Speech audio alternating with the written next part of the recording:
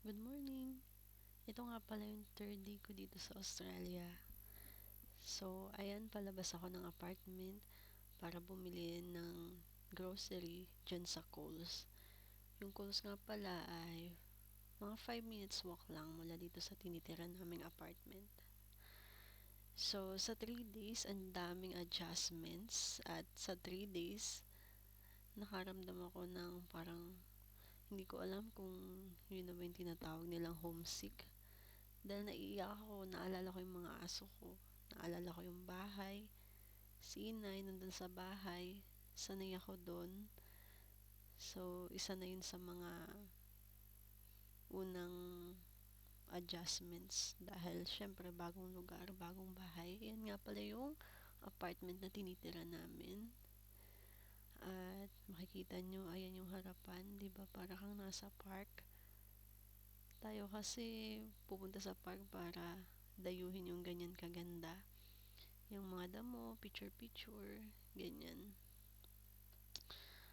Nga pala sa 3 araw, ang pinakamahirap para sa akin yung lamig. Kasi ginawin ako at ang pinakamalamig kong naranasan ay sa Sagada. Parang 15 or 16 degrees lang yun. So, sa araw na to ay 12 degrees at sa gabi mas malamig.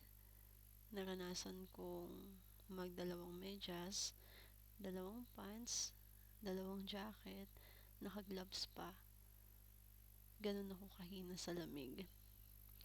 At unfortunately, sabi nila last day pa lang yun ng summer.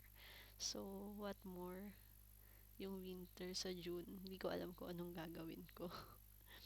Ayan na nga, naglalakad na ako palabas, papunta sa Coles. Yan yung dinadaanan namin. Yung nasa likod ko, yun yung apartment. Tingnan nyo naman kung gaano kaganda. Sobrang peaceful. Kung nature lover ka, mag-enjoy ka talaga dito. Yun nga lang, sobrang tahimik, hindi kagaya sa atin. Kahit saan ka pumunta, may madidinig kang ingay. Lalo na yung mga panahon na to ay mahal na araw. After ng mahal na araw, madami nag-outing, may mga nagiinuman sa paligid, may nag-video okay. Pero dito, nakakapanibago kasi. Ayan, sobrang tahimik. Iilan lang yung taong makikita mo. Yan nga pala, dumadaan kami dyan sa parang tulay bitin. Patawid ng ilog kasi tabing ilog nga pala kami dyan. At hindi naman masyadong nakakatakot yung tulay bitin kasi hindi kagaya ng naranasan ko nung bata pa ako, umuuga talaga. Ito naman, bahagya lang naman yung uga niya.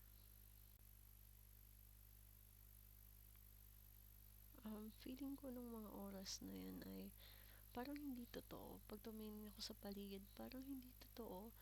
Alam mo yun, parang nasa kabilang baryo lang ako. Parang nagpunta lang ako sa Baguio, ganun. Sabi nga ni mama, culture shock daw yun. Yung parang di ka makapaniwala na nandun ka na sa lugar na yun. Kasi di ko naman naisip kahit kailan na makakarating ako dito at magkakaroon ng pagkakataon makapagtrabaho. Napansin ko lang sa 3 days na yan, di ka masyadong gugutumin kasi nga ang lamig. Ang masarap lang ay mag-Milo, magtinapay. Paulit-ulit lang. Di ka masyadong magkikrave sa kanin. Hindi ko alam kung ako lang yun. Basta mas gusto ko magtinapay lang dito. Dahil nga malamig. Sanay tayo yung ganun, inom ka ng mainit, tapos sausaw mo yung tinapay. Ayan nga pala yung paligid. Nakita nyo kung gaano kalinis. Wala talagang kalat. Halos mga tuyong dahon lang. Sobrang disiplinado yung mga tao. At masyado nang mahaba, so sa next video, ipapakita ko sa inyo yung aking pag-grocery. At makikita nyo mismo yung Coles or Woolworth kung saan kami bumibili. And hanggang dito na lang muna. Next time ulit. Bye!